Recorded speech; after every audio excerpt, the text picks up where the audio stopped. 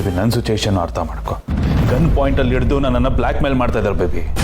ನನಗೇನು ಆಸೆ ಅಲ್ವಾ ನಿನ್ನ ಜೊತೆ ಮದುವೆ ಆಗಬೇಕು, ನಿನ್ನ ಜೊತೆ ಚೆನ್ನಾಗಿರ್ಬೇಕು ಅಂತ. ನನಗೂ ಹಾರ್ಟ್ ಇದೆ, ಫೀಲಿಂಗ್ಸ್ ಇದೆ, ಅದನ್ನ ಅರ್ಥ ಮಾಡ್ಕೊ ಬೇಬಿ. ಪ್ಲೀಸ್ ನನ್ನ ನಂಬು. ನನ್ನ ಲೈಫಲ್ಲಿ ಯಾವತ್ತಿದ್ರು ನೀನೇ ನನ್ನ ಹೆಂಡತಿ, ಅರ್ಥ ಆಯ್ತಾ? ಆ ಮಲ್ಲಿ ಬರೀ ಹೆಸರಿಗೆ ಮಾತ್ರ.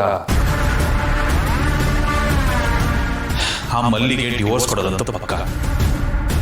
ಅದ್ರ ಸದ್ಯಕ್ಕಾಗಲ್ಲ, ಅದಕ್ಕೆ ಸ್ವಲ್ಪ ಟೈಮ್ ಹಿಡಿಯುತ್ತೆ. ಸಿಚುಯೇಷನ್ ಯಾಕೆಂದ್ರೆ ಅಷ್ಟು ಹೀಟ್ ಆಗಿದೆ ಬೇಬಿ. ಅಯ್ಯ ದೇವ್ರೆ, ಇದೇನಿದು ಹಿಂಗೆ ಹೇಳ್ತಿದಾರಲ್ಲ?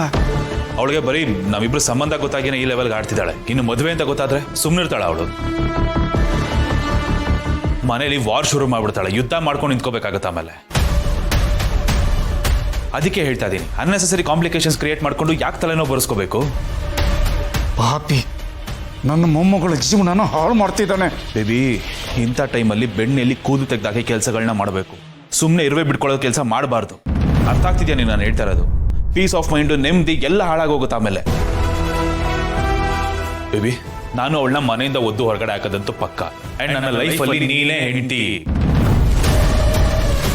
ಅದನ್ನ ಬದಲಾಯಿಸಕ್ಕೆ ಯಾರ ಕೈಲೂ ಸಾಧ್ಯ ಇಲ್ಲ. ಪ್ಲೀಸ್ ನನ್ನ ನಂಬು.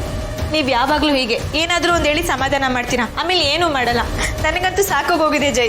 ಬೇಬಿ, ನೀನೇ ನೋಡ್ತಾ ಇದೆಯಾ ತಾನೆ, ಪ್ರತಿ ಸಲ ನಾವು ಮದುವೆ ಆಗೋಕ್ಕಿಂತ ಹೊರಟಾಗ ಏನಾದರೂ ಒಂದು ಸಮಸ್ಯೆ ಹುಟ್ಕೋತಾನೆ ಹೋಗುತ್ತೆ. ಅಂಡ್ ಅದನ್ನ ಸಾಲ್ವ್ ಮಾಡೋದ್ರಲ್ಲಿ ಆಗೋಗುತ್ತೆ ಎಲ್ಲನೂ.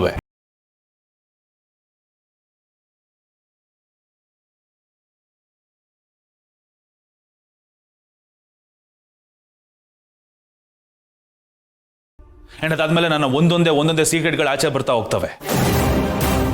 ಎರಡ ಬೇಬಿ ನಾನು ಮಾಡಿರೋದು? ಲಚ್ಚಿ ಕಿಡ್ನಾಪ್ ಮಾಡಿಸ್ದೆ, ಆನಂದ್ ಮೇಲೆ ಅಟ್ಯಾಕ್ ಮಾಡಿಸ್ದೆ, ಎಲ್ಲದನ್ನು ಸಾಲದು ಅಂತ ಬ್ರೋ ಮೇಲೂ ಅಟ್ಯಾಕ್ ಮಾಡಿಸಿದ್ದೀನಿ. ಈ ತರ ಬೇಜಾನ್ ಕೆಲಸಗಳು ಮಾಡಿದ್ದೀನಿ ನಾನು. ಇದೆಲ್ಲ ಈಚೆ ಬಂದ ನನ್ನ ಪರಿಸ್ಥಿತಿ ಏನಾಗುತ್ತೆ ಅಂತ ಗೊತ್ತಿದ್ಯಾ ಬೇಬಿ? ಲೈಫ್ ಲಾಂಗ್ ಆಮೇಲೆ ನಾನು ಜೈಲಲ್ಲೇ ಕಳಿಬೇಕಾಗತ್ತೆ. ಆಗ ನಾವಿಬ್ರು ಪರ್ಮನೆಂಟ್ ಆಗಿ ಒಂದಾಗಕ್ಕಾಗೋದಿಲ್ಲ. ಹಾಗಾಗ ನೀನು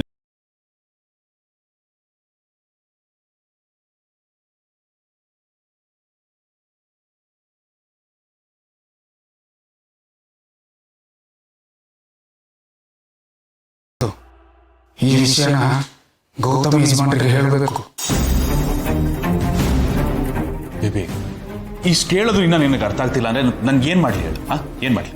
ನೀವೇನು ಮಾಡಬೇಡಿ, ನನ್ನ ಮದುವೆ ಆಗಿ ಅಷ್ಟೇ. ನೀವೇನಾದರೂ ಮದುವೆ ಆಗಲ್ಲ ಅಂದ್ರೆ ಇನ್ಯಾವತ್ತೂ ನನ್ನ ಮುಖ ನೀವು ನೋಡೋಕ್ಕಾಗಲ್ಲ, ನೆನಪಿರ್ಲಿ.